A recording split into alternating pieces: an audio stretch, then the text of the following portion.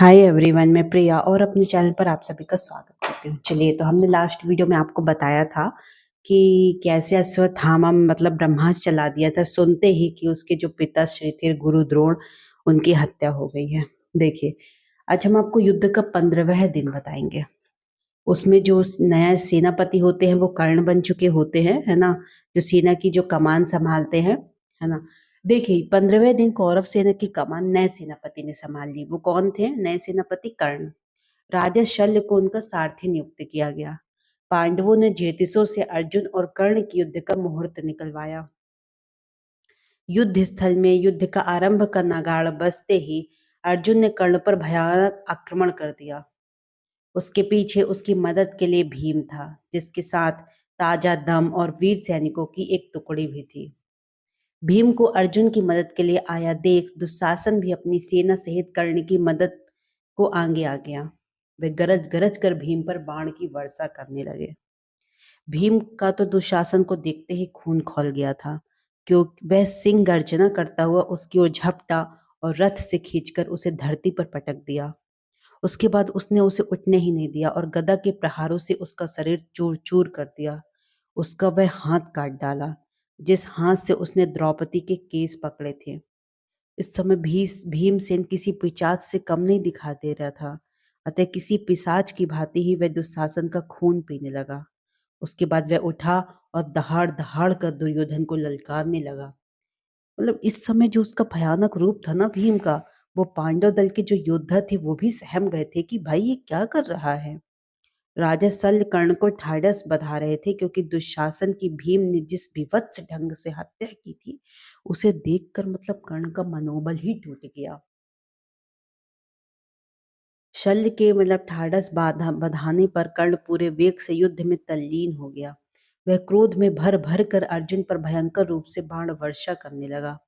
उधर दुशासन की मृत्यु का समाचार पाकर दुर्योधन का दिल टूट गया था। उसकी वह अवस्था देखकर द्रोणाचार्य के पुत्र ने उसे धीरज बंधाया और पांडवों से संधि कर लेने का सुझाव दिया। लेकिन संधि की बात सुनकर दुर्योधन आपे से बाहर हो गया। उसने अपनी सेना एकत्रित की और पांडव सेना पर आक्रमण कर दिया।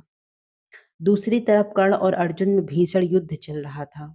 कर्ण को जैसे अब प्राणों का कोई मोह ही ना रहा हो, उसने अर्जुन पर एक ऐसा बाण छोड़ा जिससे अग्नि बरसने लगी। यह देखकर श्री कृष्ण अर्जुन की तरफ से चिंतित हो उठे।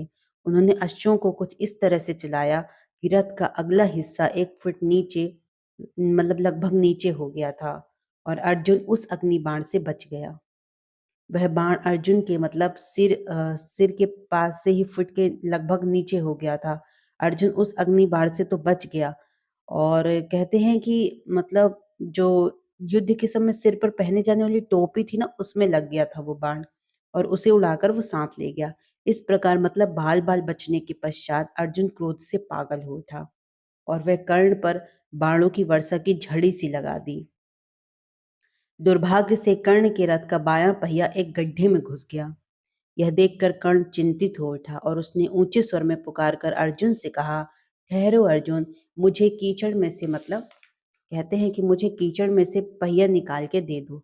इस स्थिति पर मुझे वार करना नियम विरुद्ध है और उचित भी नहीं है। इससे पहले कि अर्जुन को उत्तर दे पाता, श्री कृष्ण बोले, कर्ण, कितने आश्चर्य की बात है कि अब जबकि तुम्हारे स्वयं के प्राणों पर बनी है, तो तुम्हें नियमों का और उचित अनुचित का ध्यान आ रहा है।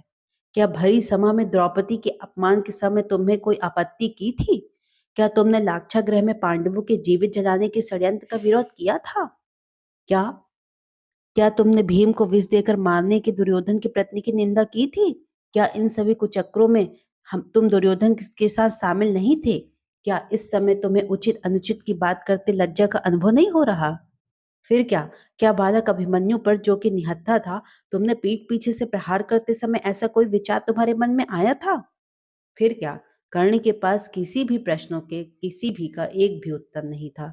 अतः वह पहिया निकालने का प्रयास छोड़कर उठा और रथ पर चढ़कर एक भयानक बाण अर्जुन की ओर छोड़ा, जिससे अर्जुन का रथ लड़खड़ा गया। कर्ण धनुष रखकर फिर नीचे उतरा और कीचड़ में धंस पहिए को निकालने की चेष्टा करना लगा, परंतु वह सफल नहीं हो सका। तब वह उन मंत्रों का उच्चारण करने की चेष्टा करने लगा जिन्हें धोखे से उसने गुरु परशुराम से सीखे थे। मगर गुरु के श्राप के कारण उन्हें कुछ भी याद नहीं आ रहा था। तब श्री कृष्ण ने अर्जुन को उसका वध करने का संकेत दे दिया। कृष्ण के इशारे भर की देर थी, अर्जुन ने एक ऐसा बाण चलाया कि पलक झपकते ही जो कर्ण का सिर था वो धड़ से अलग हो गया। जब दुर्योधन ने कर्ण की मृत्यु का समाचार मिला तो वह पागल हो गया। वह इतना हताश, शोकग्रस्त, निराश हो गया, उसकी बुद्धि कुंठित हो गई। वह समझ नहीं पा रहा था कि इतनी नाजुक स्थिति में वह क्या करे। फिर वह कुल गुरु कृपाचार्य के पास गया और पूरी बात बताई। कृपाचार्य ने धीरज बंधाया और बोले, देखो वत्स, इस युद्ध में तुम्हारे सभी सगे संबंधी मारे जा चुके हैं। सभी ने तुम्हारे लिए अपने प्राणों का उत्सर्ग कर दिया है, परंतु सब व्यर्थ रहा। तुम आज भी अपने लक्ष्य से उतनी ही दूर हो जितनी दूर तब थे जब तुमने चलना शुरू किया था। मेरा सुझाव तो यही है कि इस खून खराबे से कोई लाभ नहीं है। तुम पांडवों से संधि कर लो। यह सुनते ही फिर से दुर्योधन भड़क उठा और बोला, सबको मरवाने के बाद अब कायरों की भांति जाकर उनसे संधि की बात करना क्या मेरे लिए उचित होगा कुलगुरु? मेरे सारे वफादार साथी जिन्होंने मेरे लिए अपने प्राणों की बाजी लगा दी, उनकी आत्माएं क्या मुझे धिक्कारेंगी नहीं? यदि पांडव राजी भी हो जाएं तो लोगों को मैं क्या मुंह दिखाऊंगा?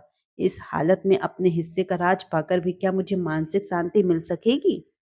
मतलब कुल गुरु कृपाचार्य भी दुर्योधन के इस वचनों में सहमत दिखाई दिए। मतलब उन्होंने कहा कि हाँ, सही बात है। तो देखिए दोस्तों, हमने आप आज महाभारत का 15वां दिन बताया जिसमें दुर्योधन के भाई जो दुशासन की थी उसकी भी मृत्यु हो जाती है और कर्ण की भी। चलिए हम अगले वाले में बताएंगे, अगले न्यू वीडियो में, नेक्स्ट वीडियो में, कि जो 16वां दिन था उसमें क्या होता है और जो कर्ण रहते हैं उनको अपनी जो शिक्षा रहती है, जो उन्हें शिक्षा दीक्षा प्राप्त करते हैं, है ना, वो भूल क्यों जाते हैं? आखिर उन्होंने ऐसा क्या किया था? चलिए, बहुत ही रोचक रहस्य है दोस्तों, मैं आपको अवश्य बताऊँगी। तो देखिए हमारे वीडियोज़ को ज़्यादा से ज़्यादा तक लोगों तक शेयर करते चलें और हमारे चैनल को सब्सक्राइब भी करें दोस्तों। Thank you so much. जय श्री कृष्णा, जय श्री राम।